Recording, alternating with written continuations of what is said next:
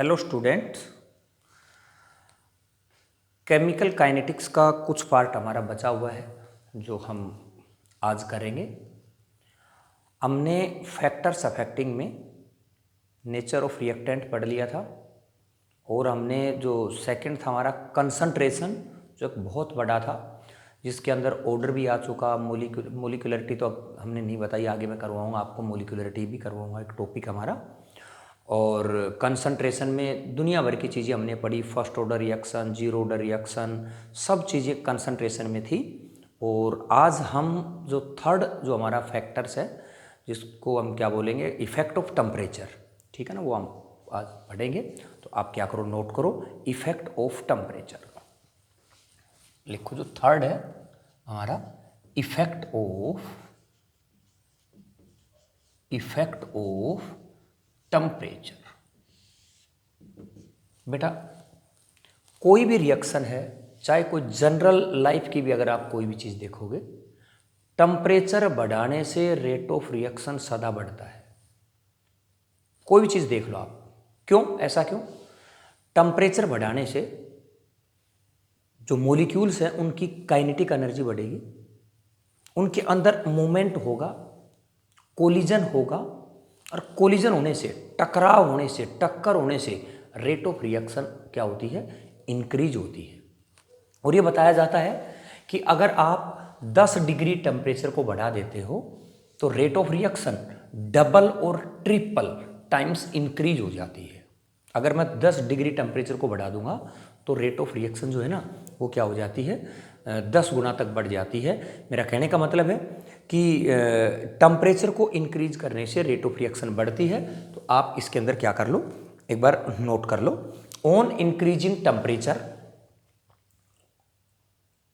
Rate of reaction increases, rate of reaction increases and normally it is found that by 2 or 3 times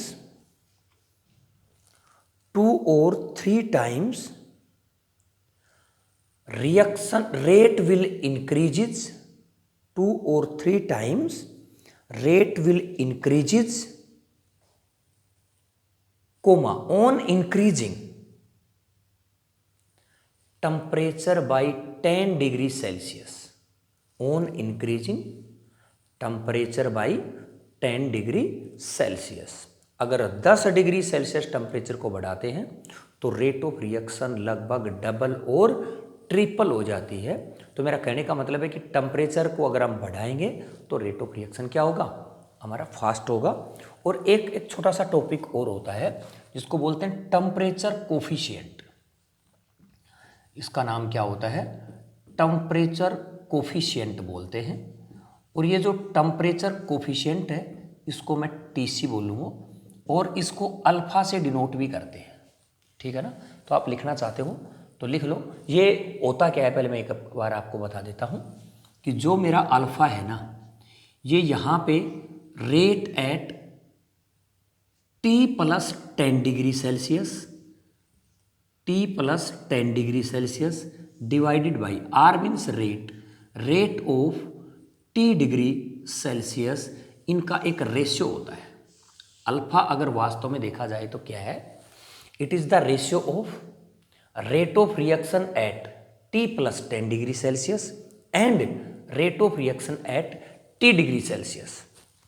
अगर T दिया हुआ है तो बहुत अच्छी बात है, अगर नहीं दिया हुआ है तो T जो है ना हम 25 डिग्री सेल्सियस लेंगे। क्यों? क्योंकि ये हमारा रूम टेम्परेचर होता है। अगर दिया हुआ है तो ठीक है, अदरवाइज T = 25 डिग्री सेल्सियस। तो सबसे पहले आप क्या लिख लो, इसकी डेफिनेशन लिखो it is denoted by alpha, it is denoted by alpha and defined as ratio of rate of reaction, ratio of rate of reaction at 2 TWO, 2 different temperature differ by 10 degree Celsius, differ by 10 degree Celsius. एक चीज और लिख लो, normally T is 25 degree Celsius, normally T is 25 degree Celsius. ये लिख लो, ये हमारा एक फॉर्मूला हो गया। और अल्फा की वैल्यू 2 और सदा 3 के बीच में ली जाती है, ये भी आप नोट कर लो। अगर कहीं पर अल्फा की ज़रूरत पड़ गई और मजबूरी वश वहाँ पे दी हुई नहीं है, तो हम सदा अल्फा की वैल्यू क्या लेंगे, 2 लेंगे, कभी भी 3 नहीं लेंगे। ये हमें याद करना है, ठीक है ना। तो टेम्परेचर कोफिशिएंट क्या है, it is the ratio of rate of reaction at T + 10 degree and rate of reaction at to the rate of reaction at T degree Celsius. या आप बोल देंगे the rate of reaction is differ by 10 degree Celsius temperature. तो ये मेरा alpha होता है और अल्फ़ा की वैल्यू 2 और 3 के बीच में होती है। इसके ऊपर बोर्ड में तो अगर देखा जाए तो बस इसकी डेफिनेशन इस तरह से पूछा जाता है।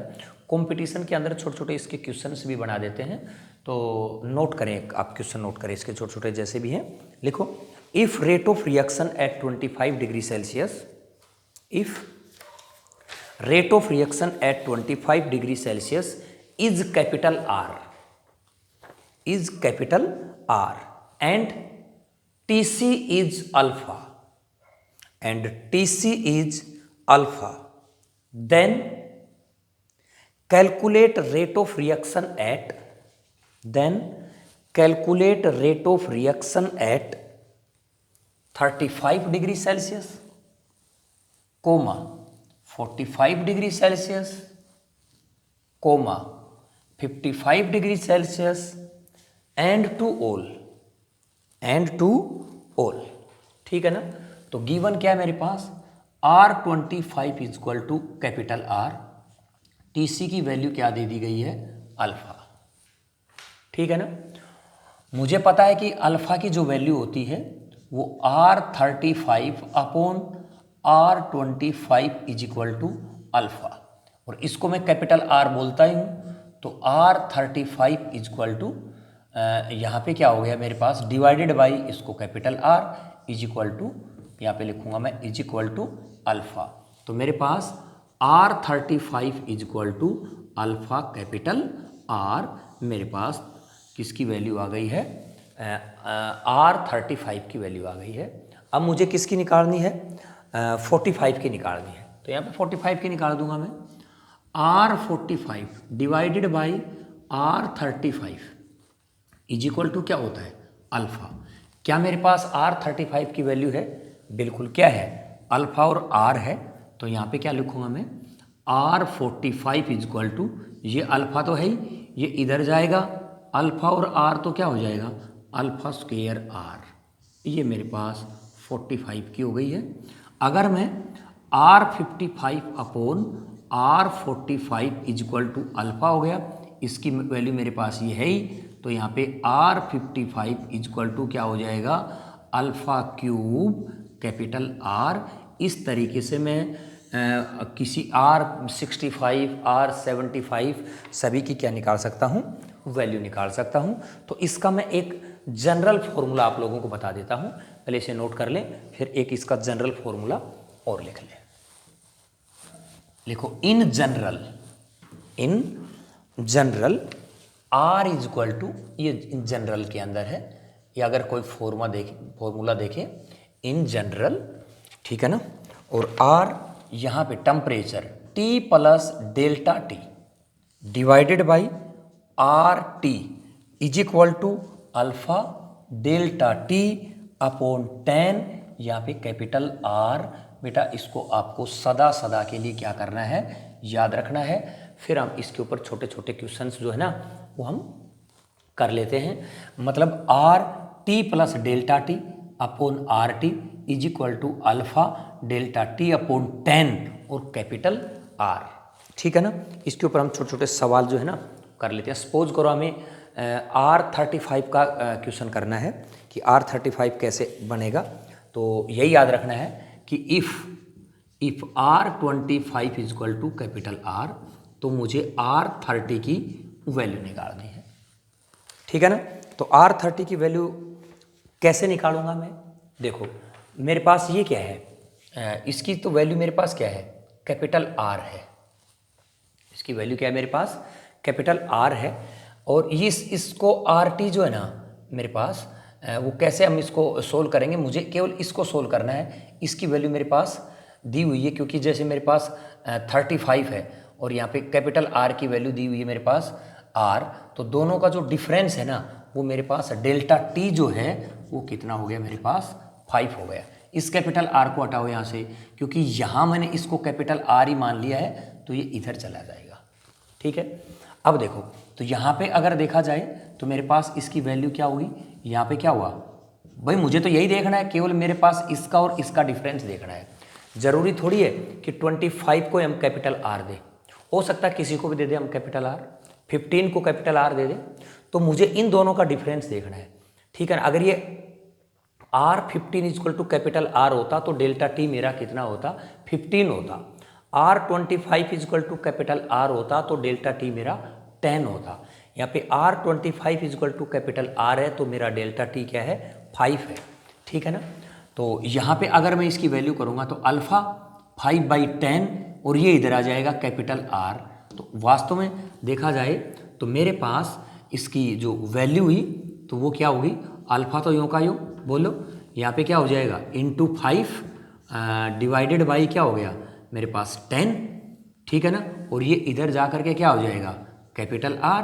तो यहाँ पे क्या हो गया मेरे पास, अगर मैं 1/2 अल्फ़ा, क्या मैं 1/2 अल्फ़ा को क्या मैं ये लिख सकता हूँ भाई अल्फ़ा की पावर 1/2, तो यहाँ पे लिख सकता हूँ मैं अल्फ़ा और यहाँ पे का मैंने कैपिटल R, ये मेरे पास क्या हो गया R30 की वैल्यू हो गई।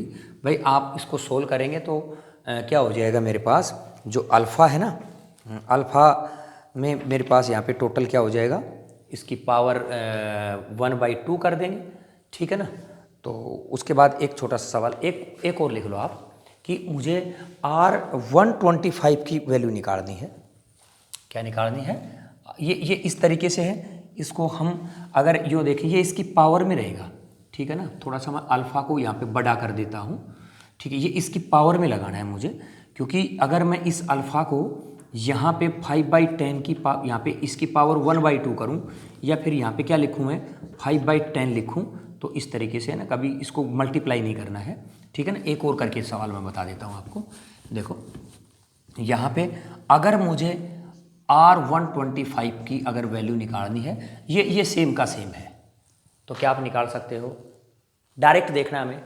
डायरेक्ट मैं क्या करूँगा यहाँ पे R125 is equal to delta T, इसके और इसके बीच में कितना डिफरेंस है 100 का, तो मैं यहाँ पे क्या लिखूँगा, यहाँ पे अल्फ़ा की पावर क्या है 100/10, तो क्या यहाँ पे अल्फ़ा की पावर 10 ही कर दूँ, ये इधर R है कैपिटल, यहाँ पे R चला जाएगा, तो ये मेरे पास इसकी क्या हो गई वैल्यू हो गई।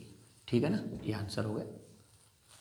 कितना भी कर सकते हैं हम यहाँ पे, सपोज करो लिख दिया कि R आपको R जो भी लिख दिया 85 की वैल्यू निकालनी है। ठीक है ना। तो R85 की वैल्यू कितनी होगी, यहाँ पे 25 इसमें से घटाएंगे तो कितना होगा मेरे पास, कितना बचेगा 60। तो यहाँ पे क्या हो गया अल्फ़ा 60/10 का मतलब 6 कैपिटल R, ये मेरे पास क्या हो गई वैल्यू हो गई।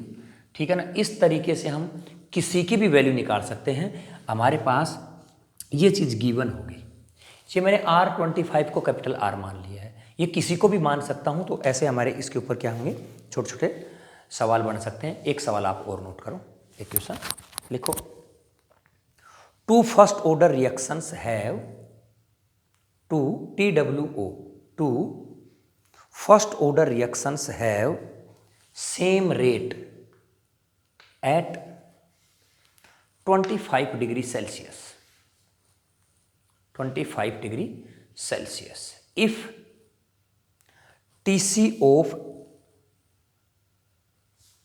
TC ऑफ फर्स्ट, पहली जो रिएक्शन है उसका TC of first is equal to 2 and TC of second is equal to 3। Then calculate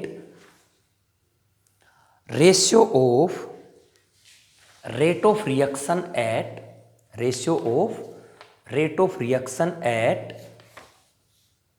75 degree Celsius. 75 degree Celsius. एक बार आप क्या करो, सवाल को अच्छे से पढ़ो और करने की कोशिश करो, नहीं आता है तो फिर हम बताएंगे। देखो पहले बेटा सवाल को देते आप उसको अच्छे से पढ़ लिया करो, ठीक है ना। पढ़ने के बाद ही उसके ऊपर आप डिस्कस किया करो। तो मेरे पास कोई पहली रिएक्शन है, मैंने लिखा फर्स्ट रिएक्शन, ठीक है ना। और फर्स्ट रिएक्शन के अंदर मेरे पास TC मीन्स अल्फा दिया हुआ है, कितना 2 दिया हुआ है, ठीक है। और ये जो है ना इसके अंदर R25 को कैपिटल R ही लेना है, ये ध्यान रखना है। जो मेरे पास R25 है इसको कैपिटल R ही लेना है, ठीक है।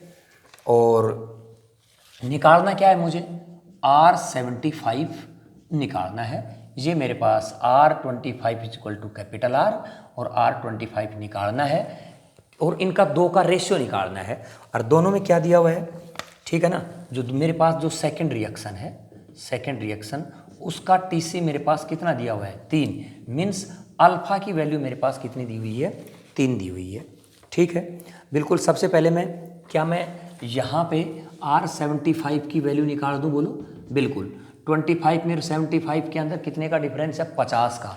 यहाँ पे क्या लिखूँ, अल्फा। अल्फा की पावर कितना लिखूँगा 50/10, कितना हो गया 5। यहाँ पे क्या लिखूँ कैपिटल R, ये मेरे पास क्या हो गया R75 की वैल्यू को। तो दोनों में अल्फा की वैल्यू अलग अलग लगा करके हम कर लेंगे। अब देखो अगर मैं यहाँ पे R75 और दूसरे का भी क्या R75, एक का अल्फा कितना है 2, 2 की 5 पावर 5 हो गई, R दोनों में सेम है, ठीक है ना। कैपिटल R यहाँ पे 3 की पावर 5 कैपिटल R कट जाएगा, जो भी आएगा हमारे पास वो क्या आएगा आंसर आएगा।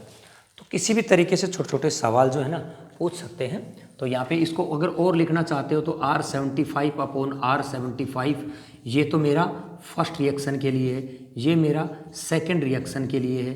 इनको मैं 2/3 इसकी पावर 5 इस तरीके से भी मैं क्या कर सकता हूँ, इसको लिख सकता हूँ, ठीक है ना। तो जी हमारे पास क्या होगी इस क्वेश्चन का सॉल्यूशन है। और इसके बाद में हम नेक्स्ट टॉपिक करेंगे और जिसका नाम है इफेक्टिव कोलिजन थ्योरी, ठीक है ना। तो इफेक्टिव कोलिजन थ्योरी हमारी क्या है, देखो लिख लो आप, इफेक्टिव कोलिजन थ्योरी। पहले इसको बहुत अच्छे से समझना है, जब ये खूब अच्छे से समझ में आ जाएगी फिर हमें इसको करना है। और सबसे पहले मैं यहाँ पे लिख रहा हूँ effective collision theory, effective collision theory. इसका क्या मतलब होता है, पहले हमें इसको बहुत अच्छे से क्या करना है, सीखना है। इफेक्टिव कोलिजन थ्योरी, देखो कोलिजन का मतलब होता है टक्कर। एक सिंपल सी बात आपको बताने लग रहा हूँ। कोई भी रिएक्टेंट मॉलिक्यूल्स होते हैं वो आपस में यो टक्कर करते रहते हैं, फिर प्रोडक्ट बनता है। एक तो होता है कोलिजन, ये कोलिजन है, और एक होता है इफेक्टिव कोलिजन। उसका मतलब बताता हूँ मैं पहले। सपोज करो मेरे पास 2 रिएक्टेंट है, ठीक है। जब ये दोनों रिएक्टेंट यूं आपस में कोलिजन करेंगे तो प्रोडक्ट बनेगा। क्लियर है, ये मेरा प्रोडक्ट है, आपको ध्यान रखना है। अब सुनो, सपोज करो ये आपस के अंदर यूं कोलिजन करते रहेंगे। क्या मुझे बताओ, अगर यूं कोलिजन करते रहेंगे तो क्या कभी प्रोडक्ट बनेगा? These are the collision. यूं करते करते अगर यूं कोलिजन कर गए, these are the effective collision. Temperature बढ़ाने से कोलिजन बढ़ता है, और जब ज़्यादा कोलिजन बढ़ेगा ना तो इफेक्टिव कोलिजन के चांस ज़्यादा होंगे, ठीक है ना। और जब इफेक्टिव कोलिजन बढ़ता है तो मेरा प्रोडक्ट बढ़ता है, बनता है प्रोडक्ट, और रेट ऑफ रिएक्शन भी क्या होती है, फास्ट होती है। तो मैंने इफेक्ट ऑफ टेम्परेचर में ये बात कही कि टेम्परेचर बढ़ाने से नंबर ऑफ कोलिजन बढ़ते हैं, और नंबर ऑफ कोलिजन बढ़ने से इफेक्टिव नंबर ऑफ कोलिजन बढ़ते हैं, और इफेक्टिव नंबर ऑफ कोलिजन जितने ज़्यादा होंगी रेट ऑफ रिएक्शन उतनी ही क्या हो जाती है, फास्ट हो जाती है। तो मेरा कहने का मतलब है इफेक्टिव कोलिजन थ्योरी का मतलब है कि जो कोलिजन होता है ना वो इफेक्टिव होना चाहिए। इफेक्टिव का मतलब है कि जो सब कोलिजन होते हैं, इन कोलिजन से कोई फर्क नहीं पड़ता है, समझ गए। कोलिजन इफेक्टिव अगर यूँ होगा तो मेरा प्रोडक्ट बनेगा, अदरवाइज नहीं बनेगा। तो इस थ्योरी में जो इफेक्टिव कोलिजन थ्योरी है, इसके अंदर क्या चीज़ें हैं, तो सबसे पहले आप नीचे लिखो। मैं सपोज करो एक नीचे लिखवाने लग रहा हूँ, A2 + B2 गिव्स 2AB, ये मेरा कोई प्रोडक्ट है, समझ गए ना। आप नीचे इसके अंदर लिखो कि number of binary collision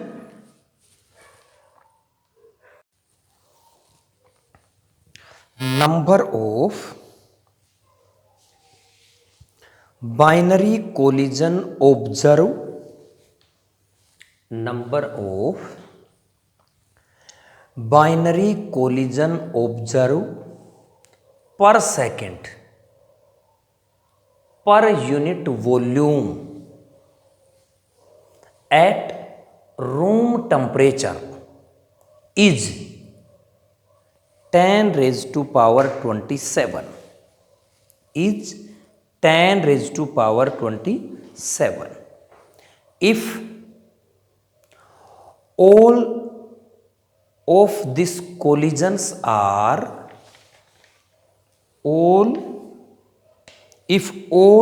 these collisions are effective, then reaction should be completed within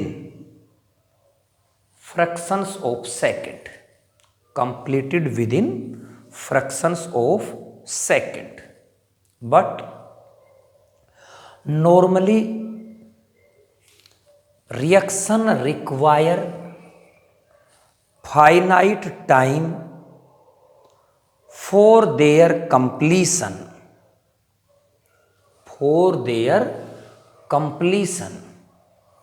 because most of the collisions are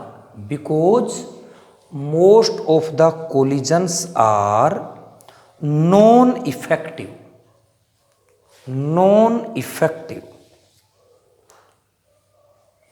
For a collision to be effective,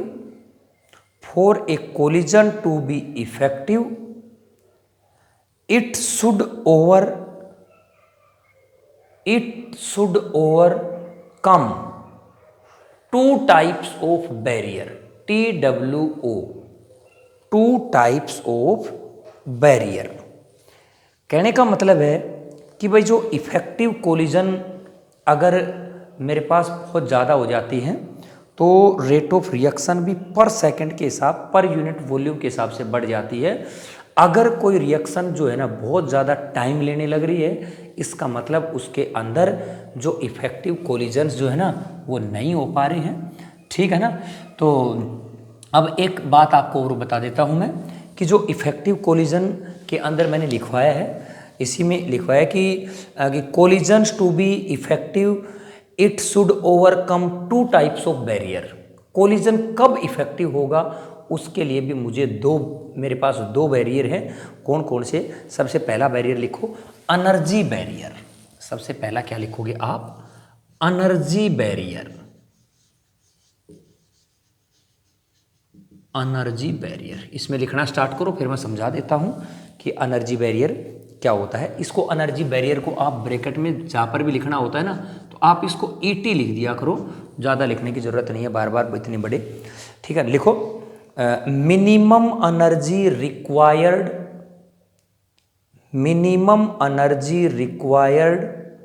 by the reactant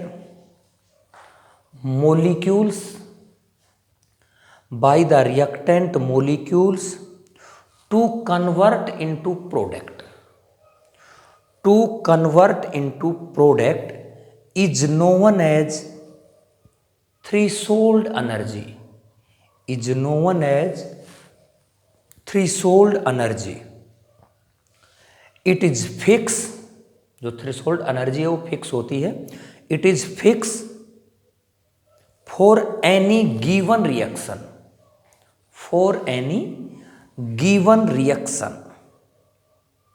coma independent on temperature, independent on temperature and will be different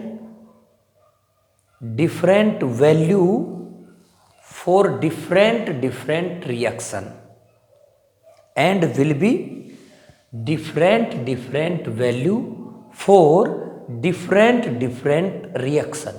क्या बात मैंने आप लोगों को लिखवाई है कि एक एनर्जी बैरियर होता है बेटा, कोई भी मॉलिक्यूल होता है उसका एक लेवल होता है एनर्जी का।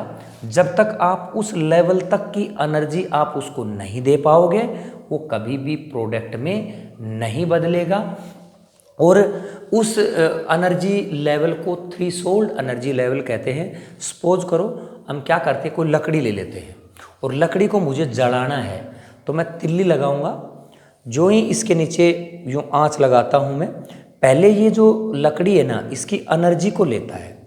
जलेगा कब, प्रोडक्ट में कब बदलेगा, पहले एनर्जी को लेगा। क्यों लेगा, क्योंकि इसकी खुद की एक थ्रेशोल्ड एनर्जी होती है, एक एनर्जी का लेवल होता है, वहाँ तक ये एनर्जी को क्या करेगा, एब्जॉर्ब। जब जो आपने इसने जो एनर्जी ली है वो उसकी वैल्यू के बराबर अगर आ जाती है तो फिर वो जाकर के किस में कन्वर्ट होता है, प्रोडक्ट में कन्वर्ट होता है। और यह थ्रेशोल्ड एनर्जी अलग अलग रिएक्शन के लिए अलग अलग होती है। और दूसरी बात मैंने ये भी लिखवाया कि जो ये इंडिपेंडेंट ऑन टेम्परेचर, ये टेम्परेचर के ऊपर डिपेंड नहीं करता है। और डिफरेंट रिएक्शन की वैल्यू, थ्रेशोल्ड वैल्यू अलग अलग होती है। अगर हम किसी लकड़ी को जलाते हैं तो उसकी थ्रेशोल्ड वैल्यू अलग होती है, कागज़ को जलाते हैं उसकी थ्रेशोल्ड एनर्जी अलग होती है। मेरा कहने का मतलब है कि अगर रिएक्टेंट का जो मॉलिक्यूल्स है उसका इफेक्टिव कोलिजन कब होगा, जब वह इतनी एनर्जी ले लेगा कि वो थ्रेशोल्ड वैल्यू के बराबर पहुंच जाए। तो सबसे पहला बैरियर तो क्या है, कौन सा बताया मैंने, एनर्जी बैरियर। इसका नाम है, क्या बताया मैंने, एनर्जी बैरियर में। और एनर्जी बैरियर में सबसे पहला ही अब थ्रेशोल्ड एनर्जी ही नाम हो गया, ठीक है ना। तो सबसे पहला एनर्जी बैरियर के अंदर सबसे पहला हमारा क्या हुआ, एनर्जी बैरियर के आगे जो लिखा ना आपने वहाँ पे थ्रेशोल्ड एनर्जी लिख लो जाए, ठीक है ना। अगर भाई थ्रेशोल्ड एनर्जी है, एनर्जी बैरियर के अंदर जो सबसे पहला था वो हमारा थ्रेशोल्ड एनर्जी है। तो ये मैंने आप लोगों को थ्रेशोल्ड एनर्जी के अंदर लिखवाया है कि वह कम से कम एनर्जी जो किसी रिएक्टेंट के मॉलिक्यूल को प्रोडक्ट में कन्वर्ट होने के लिए चाहिए उसको थ्रेशोल्ड एनर्जी कहते हैं। अलग अलग रिएक्शन की अलग अलग थ्रेशोल्ड एनर्जी होती है और ये टेम्परेचर के ऊपर डिपेंड नहीं होती है। और ये सभी रिएक्शंस की थ्रेशोल्ड एनर्जी क्या होती है, फिक्स होती है, ठीक है ना। अगर किसी की, अगर देखो एक जो रिएक्टेंट होता है ना उसकी खुद की भी एनर्जी होती है जिसको हम क्या बोलते हैं, एनर्जी ऑफ रिएक्टेंट कहते हैं। तो आपको एक छोटी सी चीज़ और लिखनी है, if energy of reactant, ER का क्या मतलब होता है, एनर्जी ऑफ रिएक्टेंट होती है, इज लेस देन ET, हम किसको बोलेंगे, मतलब थ्रेशोल्ड एनर्जी को बोल देते हैं, ठीक है ना। और तो अगर होगा तो यहाँ पे हम लिखेंगे कि नॉन इफेक्टिव कोलिजन, ठीक है ना, उसको हम क्या बोल देंगे, नॉन इफेक्टिव कोलिजन होगा। क्यों, क्योंकि रिएक्टेंट की एनर्जी कम है, वो थ्रेशोल्ड एनर्जी के बराबर नहीं पहुंच पाएगी। बाहर से एनर्जी हम कोई दे नहीं रहे तो उसकी एनर्जी, रिएक्टेंट की एनर्जी कम ही रह जाएगी, किससे, थ्रेशोल्ड एनर्जी से। तो क्या प्रोडक्ट बनेगा, नहीं बनेगा। कोलिजन तो होगा लेकिन उस कोलिजन को हम क्या बोलेंगे, नॉन इफेक्टिव कोलिजन, क्योंकि वो प्रोडक्ट में नहीं बदलेगा। क्यों नहीं बदलेगा, क्योंकि रिएक्टेंट जो है ना उसकी एनर्जी थ्रेशोल्ड एनर्जी से कम है। कोई भी रिएक्टेंट प्रोडक्ट में कब बदलता है, जब उस रिएक्टेंट की एनर्जी थ्रेशोल्ड वैल्यू को क्रॉस करती है, तब जाकर के प्रोडक्ट में बदलती है। तो ये बात मैंने आप लोगों को लिखवा दी है। और उसके बाद में एक छोटी सी लाइन इसके अंदर मैं और लिखवा देता हूँ, ये और सुन लो। इसके अंदर भी मैं आपको बता देता हूँ, इफ़ लिख रहा हूँ मैं, इफ़ ER, ठीक है ना, ER is more than ET, बराबर भी है। तो अब यहाँ पे क्या है, यहाँ पे ये लिखो आप, चांस टू इफेक्टिव कोलिजन। अब भी क्या है, चांस है इफेक्टिव कोलिजन का। क्यों?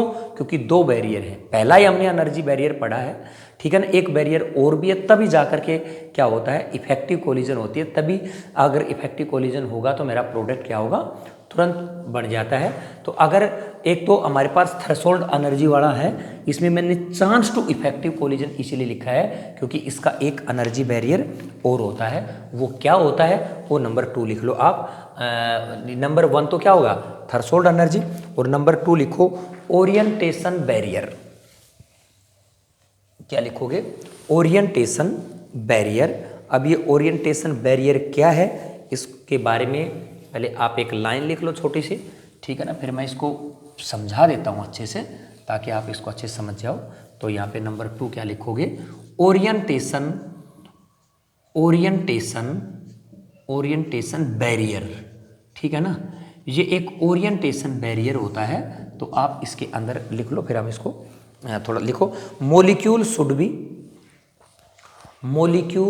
बी properly oriented for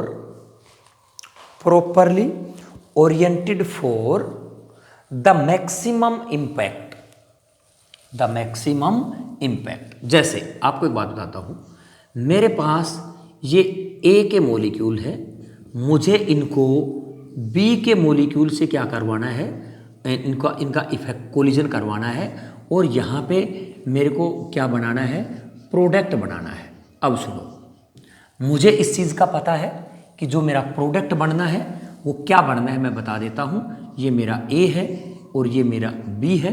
एक प्रोडक्ट ये बना, दूसरा मेरा ए है और ये मेरा बी है। कहने का मतलब है कि मेरे पास इस तरीके से प्रोडक्ट बनता है, लेकिन बनने का तरीका क्या है, ओरिएंटेशन भी इसके अंदर एक अहम रोल होता है। ओरिएंटेशन का ये मतलब होता है कि सुनो, कि जो ही मेरे ये रिएक्टेंट होते हैं, अगर ये इस तरीके से टकराते हैं कि ये मेरे पास ए है, ये मेरे पास क्या है, ए है, और ये मेरे पास क्या है, बी है, दोनों के दोनों, ठीक है ना, तो यहाँ पे नो प्रोडक्ट नहीं बनेगा। क्यों? क्योंकि इसका इफेक्टिव कोलिजन नहीं होगा, इसका ओरिएंटेशन प्रॉपर नहीं है, ठीक है ना। अगर सपोज करो ये इस तरीके से बनते हैं, ये ए है और ये मेरे पास ए है, समझ गए, और यहाँ पे इस तरीके से मेरे पास क्या है, दोनों बी हैं, तो इससे भी प्रोडक्ट नहीं बनेगा। क्यों नहीं बनेगा? क्योंकि इनका कोई प्रॉपर ओरिएंटेशन नहीं है। तो कोई भी रिएक्शन है उसका क्या होता है, एक प्रॉपर ओरिएंटेशन होता है, और वो किस तरीके से प्रॉपर ओरिएंटेशन होता है वो भी मैं आपको बता देता हूँ। देखो एक बार आप नोट करो कि जैसे ये मेरे पास ए है, ये मेरे पास ए है, अगर इनका कोलिजन मेरे पास बी और बी से होता है तो सबसे पहले क्या करते हैं, जो ए है और ये मेरे पास जो ए है, दोनों के बीच का बॉन्ड जो है ना वो ब्रेक होता है, और जो बी है मेरे पास, बी है, इन दोनों का भी बॉन्ड जो है ना वो ब्रेक होता है, और इनका बॉन्ड आपस में क्या होता है, फॉर्म होता है। तो अगर ये बॉन्ड जो है मेरे पास, ये बॉन्ड, ये तो मेरे पास क्या होगा, फॉर्म होता है, और ये मेरे पास जो बॉन्ड है, ये बॉन्ड क्या होता है, ब्रेक होता है। और इस चीज़ को ट्रांजिशन स्टेट कहते हैं। और मैं आपको बता दूं, ट्रांजिशन स्टेट कोई रियल नहीं होती है, ऐसा ये हाइपोथेटिकल होती है। ऐसा माना गया है कि इनके आपस में बॉन्ड टूटते हैं धीरे धीरे, और इनके बॉन्ड आपस में जुड़ते हैं, और लास्ट में जा कर के हमारे पास इस तरीके से क्या बन जाएंगे, दो प्रोडक्ट ए और बी के बन जाते हैं। और ये मेरे पास क्या होते हैं, ट्रांजिशन स्टेट, जो क्या होती है, हाइपोथेटिकल होती है। और यहाँ पे जब रिएक्टेंट होता है तो जो मेरी काइनेटिक एनर्जी होती है ना वो मैक्सिमम होती है, और जो पोटेंशियल एनर्जी है वो मेरी क्या होती है, मिनिमम। और जो प्रोडक्ट होता है यहाँ पे काइनेटिक एनर्जी तो क्या हो जाती है, मिनिमम, और पोटेंशियल एनर्जी क्या होती है, यहाँ पे मैक्सिमम हो जाती है, ठीक है ना। सबसे पहले इसको क्या कर लो, आप नोट कर लो, और उसके बाद मैं और बताता हूँ आपको, ठीक है ना। तो दूसरी बात, एक चीज़ आपको और बताऊँगा इसमें, ठीक है ना, किस किस तरीके से ये रिएक्शन हमारे आपस में किस तरीके से इफेक्टिव कोलिजन करते हैं, ठीक है ना। नोट कर लिया हो तो मैं अब थोड़ा सा बता देता हूँ आगे, इसको मिटा रहा हूँ, ये लो, ठीक है ना। अब छोटे छोटे क्वेश्चन की फॉर्म में मैं आप लोगों को बताऊंगा, सिखाऊंगा लेकिन क्वेश्चन की फॉर्म में, ठीक है ना। सपोज करो मेरा पहला क्वेश्चन है कि भाई ए मेरे पास इस तरीके से है और बी मेरा यूँ है, क्या ये इस तरीके से दोनों क्या करेंगे, कोलिजन करते हैं, ठीक है ना। तो और यहाँ पे मेरा रिएक्टेंट की energy is less than ET, ठीक है ना। तो क्या इफेक्टिव कोलिजन होगा, ये आपस में तो दोनों टकरा रहे हैं, लेकिन यहाँ पे मेरे पास रिएक्टेंट की एनर्जी कम है थ्रेशोल्ड एनर्जी से, थ्रेशोल्ड एनर्जी तक भी पहुँच ही नहीं पाएगी, तो मेरा कोलिजन कैसा होगा, नॉन इफेक्टिव कोलिजन होगा। ये ध्यान रखना, बिल्कुल सिंपल सी बात है। कहने का मतलब है दो चीज़ें हैं, अब इसका ओरिएंटेशन प्रॉपर है लेकिन क्या नहीं है, इसकी जो ET है ना, थ्रेशोल्ड वैल्यू, उसके बराबर रिएक्टेंट की एनर्जी नहीं है, तो भी क्या होगा, नॉन इफेक्टिव कोलिजन, मतलब चांस टू कोलिजन होगा। दूसरी बात, अगर क्या होता कि इफेक्टिव कोलिजन, अगर मेरा इफेक्टिव कोलिजन की बजाय अगर इस तरीके से होता, सपोज करो ये मेरा A है, ये इधर होता, ये मेरा B है, ये इधर होता, ठीक है ना, और मैं ये लिख देता मेरी रिएक्टेंट की एनर्जी जो है ना ET से क्या है, ज़्यादा है, तो भी क्या होता, तो भी मेरा नॉन इफेक्टिव कोलिजन होता। कहने का मतलब है 100% इफेक्टिव नहीं होता, चांस टू इफेक्टिव भी कह सकते हो। क्यों, क्योंकि यहाँ पे इनका क्या नहीं है, कोई प्रॉपर ओरिएंटेशन नहीं है, सिंपल सी बात है। मैंने फिर वही बात बताने लग रहा हूँ, सपोज करो ये दोनों इस तरीके से अगर आपस में क्या करते रहेंगे, कोलिजन करते रहेंगे, तो कभी भी प्रोडक्ट नहीं बनेगा। जब तक कि इनका एक प्रॉपर ओरिएंटेशन नहीं होगा ना, तब तक इफेक्टिव कोलिजन नहीं हो सकता। तो यहाँ पे इफेक्टिव कोलिजन होने के लिए दो चीज़ें बताई मैंने आपको। सबसे पहली चीज़ क्या बताई कि कोई भी रिएक्टेंट प्रोडक्ट में तब बदलेगा जब उस रिएक्टेंट की एनर्जी थ्रेशोल्ड वैल्यू के बराबर होगी या उससे ज़्यादा होगी, तो प्रोडक्ट में बदलेगा। दूसरी बात, अगर उसका ओरिएंटेशन प्रॉपर होगा तो वो जाकर के किस में बदलेगा, प्रोडक्ट में बदलेगा, ठीक है ना। अगर एक बात और बता देता हूँ, सपोज करो मेरे पास ये A है, ये इधर कोलिजन कर रहा है, ये B है, ये इधर कोलिजन कर रहा है, और मेरी ये जो ना ये ज़्यादा है रिएक्टेंट की एनर्जी किससे, ET से, तो यहाँ पे क्या होगा, इफेक्टिव कोलिजन होगा, समझ गए। और अगर किसी के अंदर इफेक्टिव कोलिजन ज़्यादा होते हैं तो रेट ऑफ रिएक्शन भी उसमें क्या होता है, फास्ट होता है। तो इफेक्टिव कोलिजन थ्योरी के अंदर देखो सुनो, ट्रांजिशन थ्योरी भी इसी को बोल देते हैं, क्योंकि इसके अंदर ट्रांजिशन स्टेट बनती है, ठीक है ना। इंटरमीडिएट कॉम्प्लेक्स थ्योरी भी बोल देते हैं। और इफेक्टिव कोलिजन थ्योरी, ये सारी की सारी जो थ्योरी हैं, दो जैसे ट्रांजिशन स्टेट थ्योरी है, इफेक्टिव कोलिजन थ्योरी है, इन सभी का एक ही मतलब है, ठीक है ना। और इसमें सिंपल सी दो ही बातें हमें बताई गई हैं कि अगर किसी भी रिएक्टेंट मॉलिक्यूल का जो कोलिजन जो है ना वो इफेक्टिव हो जाता है तो रेट ऑफ रिएक्शन क्या हो जाती है, फास्ट होती है। मेरा कहने का मतलब है प्रोडक्ट तभी बनेगा जब इफेक्टिव कोलिजन होंगे। टेम्परेचर बढ़ाने से नंबर ऑफ कोलिजन बढ़ते हैं, नंबर ऑफ कोलिजन बढ़ाने से इफेक्टिव कोलिजन बढ़ते हैं, इफेक्टिव कोलिजन होने से रेट ऑफ रिएक्शन बढ़ता है। और इफेक्टिव कोलिजन कब बढ़ता है, उसके लिए मेरे पास इफेक्टिव कोलिजन में मेरे पास दो बैरियर है, एक का नाम है थ्रेशोल्ड एनर्जी और दूसरे का नाम है ओरिएंटेशन बैरियर, ठीक है ना। दोनों के बारे में हमने अच्छे से बता दिया। और उसके बाद में नेक्स्ट हमारा कॉन्सेप्ट लिखो या टॉपिक लिखो, कॉन्सेप्ट ऑफ एक्टिवेशन एनर्जी, ठीक है ना। लिख लो कॉन्सेप्ट ऑफ एक्टिवेशन एनर्जी, ये लिख रहा हूँ, ये मैं आपको सिखाता हूँ, ठीक है ना। कॉन्सेप्ट ऑफ एक्टिवेशन एनर्जी, ठीक है ना, एक्टिवेशन एनर्जी। और जो एक्टिवेशन एनर्जी है इसको हम EA से डिनोट करेंगे, ठीक है ना। तो सबसे पहले हम लिख लेते हैं कि एक्टिवेशन एनर्जी क्या होती है। लिखो, पहले इसको लिख लो फिर हम इसको बता देंगे, आपको समझा देंगे। लिखो, extra energy given to the reactant molecule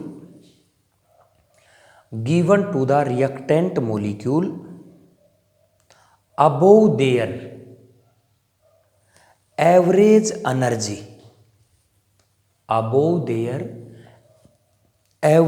energy level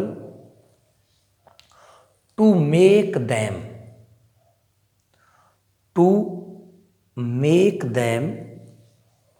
participate, to make them participate in the reaction is known as activation energy, is known as activation energy। ठीक है ना। इसका मैं आप लोगों को एक ग्राफ के द्वारा मैं बता देता हूं। ग्राफ ऑफ एक्टिवेशन एनर्जी, नीचे लिखो ग्राफ ऑफ एक्टिवेशन एनर्जी। ठीक है ना। इसको थोड़ा सा देखना है, ग्राफ के अंदर मैं सब चीज़ें आप लोगों को बताऊंगा। ठीक है ना। देखो मेरे पास, देखो एक सिंपल सी बात आपको बताने लग रहा हूँ। तो यहाँ पे है ये, इसको एनर्जी कोऑर्डिनेट्स बोल देते हैं। और दूसरी बात, ये पोटेंशियल एनर्जी है, ये रिएक्शन कोऑर्डिनेट्स है। पोटेंशियल एनर्जी है, ये रिएक्शन कोऑर्डिनेट्स है। अब छोटी छोटी चीज़ें देखो, ये मेरे पास कोई यहाँ पे कोई रिएक्टेंट है, ये मेरे पास कोई रिएक्टेंट है। तो यहाँ से लेकर के यहाँ तक की जो एनर्जी है ना, वो मेरी ER होगी। यहाँ पे मेरा कोई रिएक्टेंट है। ठीक है। मैंने कहा था कोई भी रिएक्शन की एक क्या होती है, एक वैल्यू होती है जो फिक्स होती है, जिसको हम क्या बोल देते हैं, थ्रेशोल्ड एनर्जी। अब अगर ये रिएक्टेंट प्रोडक्ट में बदलेगा, ये रिएक्टेंट, तो पहले इसके बराबर इसकी एनर्जी होगी, तभी जा करके किस में बदलेगा, प्रोडक्ट में बदलेगा। अब इस रिएक्टेंट की तो खुद की एनर्जी तो इतनी ही है, प्रोडक्ट में कब बदलेगा, जब ये और एक्स्ट्रा एनर्जी लेगा। तो जब ये और एक्स्ट्रा एनर्जी लेगा रिएक्टेंट, एनर्जी इसने ली, एक्स्ट्रा एनर्जी, और लेकर के कहाँ तक पहुँचा, इसकी एक एनर्जी लेवल तक पहुँचा। उसके बाद में किस में कन्वर्ट होना स्टार्ट हो गया, यहाँ पे प्रोडक्ट में बढ़ना स्टार्ट हो गया। ये मेरे पास क्या है, प्रोडक्ट है। अब सुनो, मैंने एक्स्ट्रा एनर्जी कितनी ली, अगर देखा जाए तो मैंने ये एक्स्ट्रा एनर्जी ली। ठीक है ना। इसी एक्स्ट्रा एनर्जी को एक्टिवेशन एनर्जी कहते हैं। अब देखो डेफिनेशन में पढ़ करके देखो मैंने क्या बात लिखवाई है डेफिनेशन में, बस यही बात लिखवाई है डेफिनेशन के अंदर। क्या लिखवाई है, extra energy given to the reactant molecule, extra energy given to the reactant molecules. ठीक है ना, to achieve the energy level, एक एनर्जी लेवल को अचीव करने के लिए, मीन्स जब तक ये रिएक्टेंट का जो मॉलिक्यूल है ये प्रोडक्ट में कब बदलेगा, जब इसकी एनर्जी थ्रेशोल्ड वैल्यू के बराबर होगी। थ्रेशोल्ड वैल्यू के बराबर आने के लिए जो बाहर से जितनी एनर्जी लेता है उसको हम क्या कहते हैं, एक्टिवेशन एनर्जी कहते हैं। ठीक है ना। तो extra amount of energy required to a reactant to convert into product is known as activation energy. अब सिंपल सी बात है, एक हम क्या करते हैं, अब यहाँ पे सपोज करो एक ग्राफ बना रहा हूँ मैं, एक तो मैंने ग्राफ ये बना दिया है। ठीक है ना। और एक मैंने ग्राफ ये बना दिया है। तो इन दोनों में कौन सी की रिएक्शन फास्ट होगी, जिसका ये पहाड़ जितना बड़ा होगा ना, उतनी रेट ऑफ रिएक्शन स्लो होगी। सपोज करो ये मेरे पास कोई रिएक्टेंट है, ये रिएक्टेंट की एनर्जी है। अब इसने तो यहाँ तक की एनर्जी ली, ठीक है ना, तब जा कर के प्रोडक्ट में बदला। और इसने यहाँ तक की एनर्जी ली, तब जा कर के क्या बना, प्रोडक्ट में बदला। अब किसने एनर्जी ज़्यादा ली, इसने एनर्जी ज़्यादा ली, इसने एनर्जी क्या ली, कम ली। तो इसकी एक्टिवेशन एनर्जी तो क्या है, EA, और इसकी भी एक्टिवेशन एनर्जी क्या है, EA। अगर मैं आपको कहूँ कि एक लकड़ी के नीचे हम तिल्ली लगाते हैं ना, तो वो बहुत देर से जा कर के आँच लगती है, आँच पकड़ती है, जबकि कागज़ के नीचे लगाते ही तुरंत आँच पकड़ लेती है। इसका क्या मतलब है कि जो मेरा कागज़ है ना, उसकी एक्टिवेशन एनर्जी कम है, मतलब रिएक्टेंट की एनर्जी ज़्यादा है, रिएक्टेंट की एनर्जी है, और उसकी थ्रेशोल्ड वैल्यू यहाँ है, इतनी सी एनर्जी लेते हैं प्रोडक्ट में बदल जाता है, जबकि थ्रेशोल्ड वैल्यू लकड़ी की यहाँ पे है। समझ गए ना मेरी बात। तो ये इसको बहुत ज़्यादा एनर्जी लेनी पड़ती है। तो इसका मतलब ये भी अगर मैं कहूँ कि टेम्परेचर बढ़ाने से क्या होता है, कैटलिस्ट डालने से क्या होता है, तो मैं ये भी कह सकता हूँ कि भाई एक्टिवेशन एनर्जी लो हो जाती है। तो अगर किसी की एक्टिवेशन एनर्जी लो हो जाती है तो रेट ऑफ रिएक्शन क्या होता है, फास्ट हो जाता है। तो मैं बताना चाहता था आपको कि ये मेरे पास जो एनर्जी है, ये मेरे पास है, ये एनर्जी ऑफ प्रोडक्ट है। और देखो यहाँ से लेकर के यहाँ तक की जो मेरे पास एनर्जी है, इसको डेल्टा H कहते हैं, मतलब प्रोडक्ट और रिएक्टेंट की एनर्जी का क्या है, डिफरेंस है। दूसरी बात सुनो, अगर मैं यहाँ से लेके, ये हमारी क्या है, ये ईटी है, थ्रेशोल्ड एनर्जी है, ठीक है ना। अब देखो, अगर मेरे पास रिएक्टेंट की एनर्जी ज़्यादा थी, प्रोडक्ट की एनर्जी क्या हुई, कम। तो अगर मैं ये कहूँ कि भाई रिएक्टेंट के पास एनर्जी ज़्यादा थी, जब प्रोडक्ट बना तो एनर्जी कम हो गई, बाकी एनर्जी कहाँ गई, निकल गई। अगर एनर्जी निकल गई तो इस ग्राफ को देख करके मैं ये कह सकता हूँ कि जो ये मेरा ग्राफ है ये कैसा है, एक्सोथर्मिक ग्राफ है। ग्राफ को देख करके क्या कहूँगा मैं, एक्सोथर्मिक ग्राफ है। कैसे है, क्योंकि रिएक्टेंट के अंदर एनर्जी ज़्यादा थी, प्रोडक्ट में एनर्जी क्या हो गई, कम हो गई, बाकी कहाँ पे गई, निकल गई, मीन्स एक्सोथर्मिक है। समझ गए मेरी बात। अगर मैं इसी ग्राफ को इस तरीके से बना देता, इसी ग्राफ को जैसे मैं इस तरीके से अगर इस ग्राफ को बना देता, ये मेरे पास रिएक्टेंट है और ये मेरे पास क्या है, ये प्रोडक्ट है और ये रिएक्टेंट है, और यहाँ से यहाँ तक कि ये मेरे पास प्रोडक्ट की एनर्जी है और ये मेरे पास रिएक्टेंट की एनर्जी है। तो यहाँ पे देखा जाए तो ये मेरे पास क्या होता, डेल्टा एच होता, ठीक है ना। और डेल्टा एच जो मेरा है, यहाँ पे देखो वो इधर दिखाई नहीं दे रहा तो मैं यहाँ पे बना देता हूँ, ठीक है ना। एक ग्राफ में यहाँ पे बना देता हूँ। मैं ये बताने लग रहा हूँ कि मेरे पास ये रिएक्टेंट की एनर्जी है, ठीक है ना, और ये मेरे पास प्रोडक्ट की एनर्जी है। तो यहाँ पे प्रोडक्ट की एनर्जी यहाँ से लेकर के इन दोनों का जो डिफरेंस है वो डेल्टा एच है, और यहाँ पे मेरे पास यहाँ से लेकर के यहाँ पे ये क्या है, मेरे पास एनर्जी ऑफ प्रोडक्ट, और ये मेरी क्या हुई, मेरी एक्टिवेशन एनर्जी हुई, ठीक है ना। इस ग्राफ को देख करके हमें क्या पता लग रहा है कि रिएक्टेंट के पास एनर्जी कम थी, प्रोडक्ट में एनर्जी ज़्यादा हो गई। इसका मतलब इस रिएक्टेंट ने कुछ एनर्जी और एब्जॉर्ब की है, इसलिए ये ग्राफ मेरा कैसा हुआ, एंडोथर्मिक इन नेचर। कैसा हुआ, एंडोथर्मिक। और देखो, अगर एंडोथर्मिक कोई ग्राफ है, इस तरीके का ग्राफ है, तो इस ग्राफ को देख करके हम ये भी बता सकते हैं कि रिएक्शन शुड बी रिवर्सिबल, ये वापस बदलेगा, क्योंकि प्रोडक्ट की एनर्जी ज़्यादा है तो वो स्टेबल कम है, तो वापस रिएक्टेंट में बदलना चाहता है। ये वाला जो ग्राफ है हमारा इरिवर्सिबल ग्राफ है, ठीक है ना। तो मैंने कुछ नहीं बताया, इस ग्राफ के माध्यम से आप लोगों को एक्टिवेशन एनर्जी के बारे में बताया है कि वह एक एक्स्ट्रा अमाउंट में एनर्जी है जो किसी भी मॉलिक्यूल के द्वारा, रिएक्टेंट मॉलिक्यूल के द्वारा एब्जॉर्ब की जाती है, तो उसको क्या बोल देते हैं, एक्टिवेशन एनर्जी बोल देते हैं। और एक्टिवेशन एनर्जी, एक सिंपल सी बात और बता देता हूँ कि जो मेरा डेल्टा एच है, डेल्टा एच है energy of product minus energy of reactant होता है। अगर प्रोडक्ट की एनर्जी क्या होगी, ज़्यादा होगी, डेल्टा एच मेरा अगर पॉजिटिव है, डेल्टा एच मेरा क्या है, पॉजिटिव है, तो एंडो, और डेल्टा एच मेरा नेगेटिव है तो क्या होता है, एक्सोथर्मिक नेचर होता है। समझ गए। तो यहाँ पे मैंने बिल्कुल सिंपल बात एक एक्टिवेशन एनर्जी के बारे में बताया है। अब देखो, मैंने आप लोगों को ये भी बताया कि टेम्परेचर बढ़ाने से रेट ऑफ रिएक्शन बढ़ जाती है, तो मैं ये कह दूं कि टेम्परेचर बढ़ाने से एक्टिवेशन एनर्जी कम होती है। अगर किसी की एक्टिवेशन एनर्जी कम है तो रेट ऑफ रिएक्शन क्या है, फास्ट है, ठीक है ना।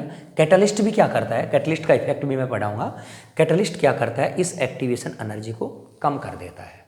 समझिए मेरी बात। तो देखो, ये मेरी एनर्जी ऑफ रिएक्टेंट, ये मेरी एक्टिवेशन एनर्जी जो एक्स्ट्रा अमाउंट में ली गई, ये मेरी यहाँ से लेकर के और यहाँ तक, यहाँ से लेकर के और यहाँ तक, ये एक क्या है, थ्रेशोल्ड वैल्यू है, फिक्स होती है। इस रिएक्टेंट के मॉलिक्यूल को इसकी थ्रेशोल्ड वैल्यू के बराबर एनर्जी एक्स्ट्रा लेनी होगी, तभी जाकर के प्रोडक्ट में बदलेगा।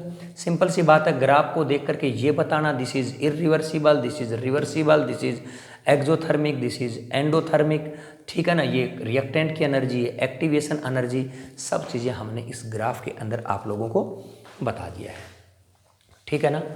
और उसके बाद में नेक्स्ट टॉपिक हमारा आर्हेनियस इक्वेशन, वो आर्हेनियस इक्वेशन हम नेक्स्ट लेक्चर में करेंगे। आज के लिए इतना ही, थैंक यू।